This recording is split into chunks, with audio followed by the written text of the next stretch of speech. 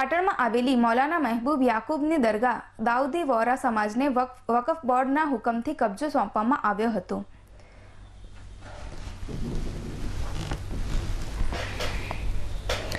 ભારે પોલીસ બંદોબસ્ત સાથે વોરા સમાજના આગેવાનોએ દરગાહનો કબજો લીધો હતો। દરગાહ પર પોલીસનો લોખંડી બંદોબસ્ત ગોઠવાયો હતો।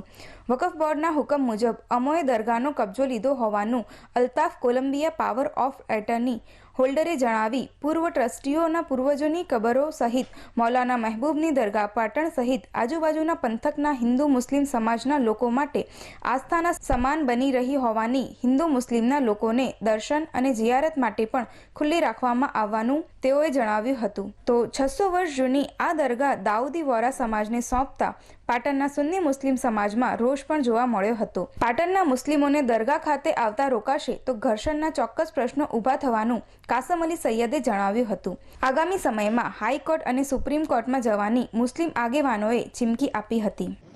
અચાનકથી સવારે અમને જાણ કરવામાં આવી છે કે દરગાહ ઉપર આવો અને દરગાહનો કબજો તમારે સોંપી દેવાનો। એ બાબતે અમે અહીંયા આગળ ઉપસ્થિત થયા હતા અને વકફ બોર્ડના પ્રતિનિધિ તરીકે મુજીબ ખાન પઠાણ જે વકફ બોર્ડના પ્રતિનિધિ છે તેમણે આવીને અમને એક હુકમનામું બજાવ વકફ બોર્ડનો હુકમ અમને વાંચી સંભળાવ્યો, જે અમે પણ વાંચી સમજી લીધો અને તેમનો કબજો અમે તેમને સુપ્રત કરેલ છે। આ બાબતે અમારે કહેવાનું એ છે કે વકફ બોર્ડે જે કાર્યવાહી કરી છે એ એક તરફી કાર્યવાહી કરી છે। વકફ બોર્ડે કબજો સુપ્રત કરતા પહેલાં અમને સાંભળ્યા નથી, એક નંબર। બીજો નંબર, વકફ બોર્ડે જે કાર્યવાહી કરી છે તેમાં કલમ 68નો ભંગ કરેલો છે।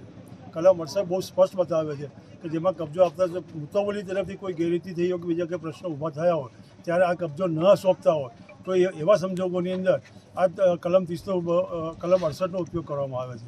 અને કલમ 68ની અંદર 30 દિવસની મર્યાદા હોય, 30 દિવસની મર્યાદાની અંદર જે વ્યક્તિને કબજો સોંપવાનો હોય તે ન સોંપે તો આ કાર્યવાહી કરવાની હોય। એની જગ્યાએ અત્યારે સીધા અમને એ રીતે કહેવામાં આવ્યું છે કે તમે અમને કબજો સોંપી દો, તો અમે અમારો વાંધા સાથે કબજો સોંપેલો છે।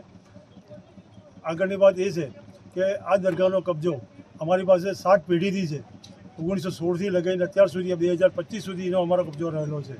વોરા સમાજ સાથે વારંવાર અમારી કોર્ટમાં તકરારો ઉપસ્થિત થયેલી છે અને હાલ પણ એ તકરારો ચાલુ છે।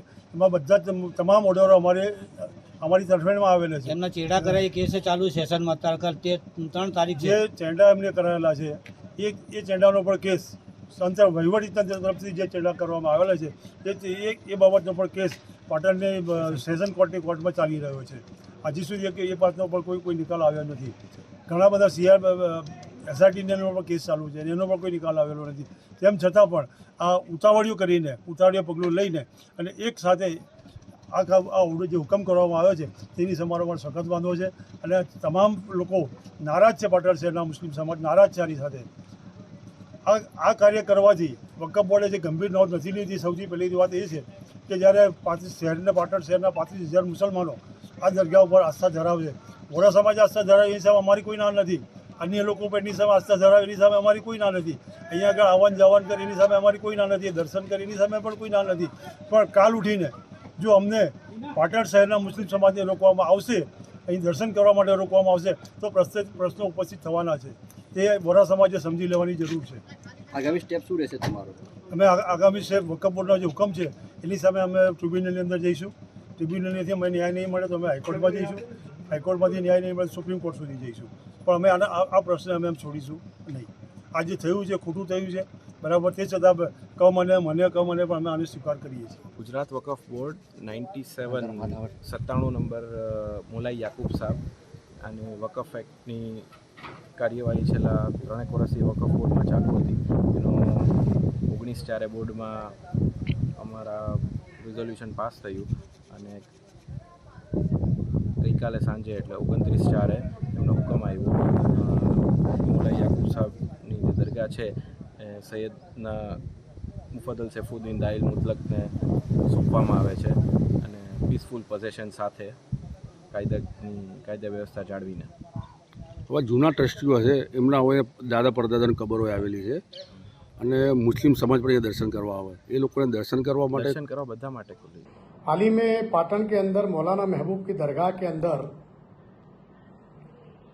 1/5/2025 के दिन गलत तरीके का जो चुकादा वक्फ बोर्ड के चेयरमैन की तरफ से गलत वीटो पावर यूज करके रावजी बोहरा जी को पुलिस प्रोटेक्शन दे के फारूकी खानदान से जो वर्षों से 7 पीढ़ियों से 8 पीढ़ियों से जो कब्जा, जो कि इनके बुजुर्ग इसकी रखेदारी कर रहे थे और करीब करीब 700 साल पुराना मजार है ये, और पाटन की आस्था है मुस्लिम समाज के सुन्नी भाइयों की, और करीब करीब पूरे देश के अंदर 25 से 30 करोड़ सुन्नी भाइयों की आस्था को सरकार का गलत तरीके से वीटो पावर करके इन्होंने इस दरगाह को, रावजी बोहरा ने गलत तरीके से वीटो पावर लेके पुलिस प्रोटेक्शन लेके मददगार वक्फ बोर्ड के चेयरमैन ने पूरी तरह से वीटो पावर दे दिया है। गलत है, रियल में 68 का उल्लंघन किया गया है